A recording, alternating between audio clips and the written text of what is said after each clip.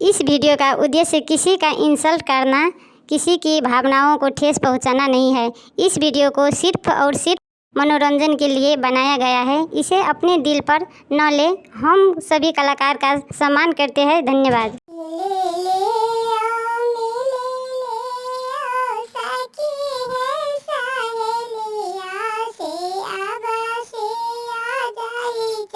जय